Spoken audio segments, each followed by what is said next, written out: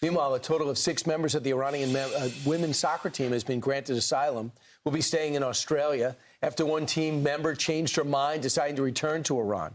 Brian Yennis is live in London with the latest for us. Brian?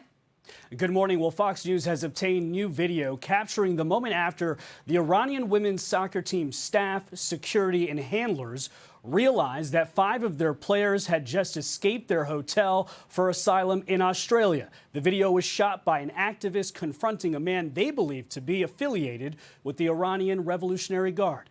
Watch.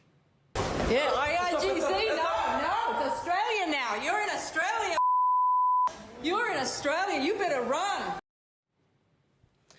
These Iranian handlers were running in the stairwell of the hotel to try to get to the parking garage, but the door was locked. Australian federal police removed the 5 players to a safe location where they were granted humanitarian visas. A 6th player and a team staffer also decided to stay in Australia, but one of those women spoke to her teammates and decided to return home instead. The rest of the team arrived in Malaysia as they make their way back to Iran. Australian politician and Iranian activist Tina Kordjostami, who led the asylum push, tells Fox the players were coerced to go back to Iran, their phones tapped, and at least one player had their family detained in Iran.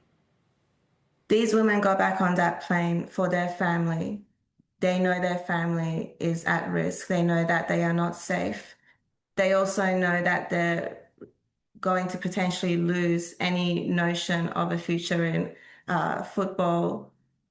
They probably will be facing very severe prosecutions as well. Iranian state media called these women war traitors for not saluting and singing the Iranian national anthem at their first Asian Cup soccer game last Monday in protest against the regime. Kordjostami says too many athletes around the world are not recognizing their bravery. There's a lot of women in the West as well. They're choosing to remain silent on Iran and the women in Iran. For a lot of them, it's about not wanting to be Islamophobic. Even though women in Iran have said time and time again, it's not about religion, it's about coercion, it's about being forced. Activists say they are feeling dejected this morning. They believe all of those women should have stayed in Australia. Guys. Yeah, but they have their families back there. They torture their family. These players are in an impossible situation. Thanks, Brian. Thanks, Brian. Thank you, Brian. They said the Iranian team was spotted boarding the plane. All the players were in tears. They were getting on the plane because they know their life's never going to be the same. Yeah, they fear retaliation. Did you hear what that activist said, though, that led the push? She goes, a lot of the athletes in the West, the women who have been vocal on all the other issues, don't want to comment on this because they don't want to be perceived as Islamic phobic. Like, stop it. I mean, that has nothing to do with the conversation. These women are being oppressed and literally some of them are being drugged back onto the bus to go back to the country. Mm-hmm. The players, when they stayed silent during that national anthem, it did attract the attention of the hardliners back at home. And there was one person on state media that was calling them wartime traitors. And then when Australia was trying to offer asylum to them, they conducted security checks just to make sure that they were able to keep them in Australia.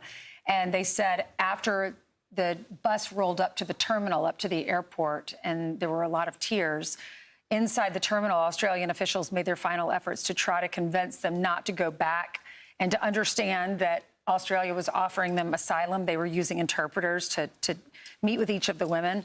They were each taken off to the side at security with interpreters to explain that they don't have to go home.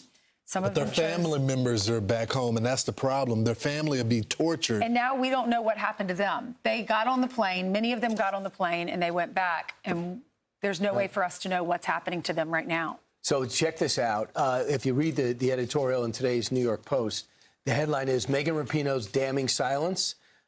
She's terrible. She is calling out the men's hockey team for going to the White House. But where's her bravery? Zero. Talking about these female soccer players who refuse to sing their country's national anthem, or and then felt that type of backlash. Jamel Hill, also of ESPN, formerly of ESPN, lost her job there. But the thing is, President Trump deserves credit here. President Trump was the first one to say, hey, Australia, offer them asylum, and if you don't, we will. we'll take in that soccer team, and then Australia changed their stance. Yeah, just so they know, this is real oppression. Like, this is actually documented oppression, and it actually takes courage to stand with these women. They often pick the other This is where situations. if you're anti-regime, you could get shot, 40,000 shots, some of them shot in the back just for going out and protesting. Also, remember they were going to do the public hanging for that young guy in his 20s? Point. Donald Trump got involved and said, if you do that, then we're coming after you. So they ended up not doing the public hangings in the last, a few weeks before this conflict began. Senator John Fetterman said this: in Iran, life is oppression and brutality. These courageous women were facing severe consequences, even their families threatened. How many of the people who criticized our men's hockey team condemned Iran's treatment of its women's soccer team? He's right on the money. And by the way, you notice, too, when they're talking with the Australians and they've decided to defect, the headdress is off. They're smiling because they don't want to do that. Women don't want to sit there in burqas and deny themselves any rights or stop going to school after 6th grade. Not being able to drive. That's what they're doing in Iran. Not having a job. I don't want to get involved in other people's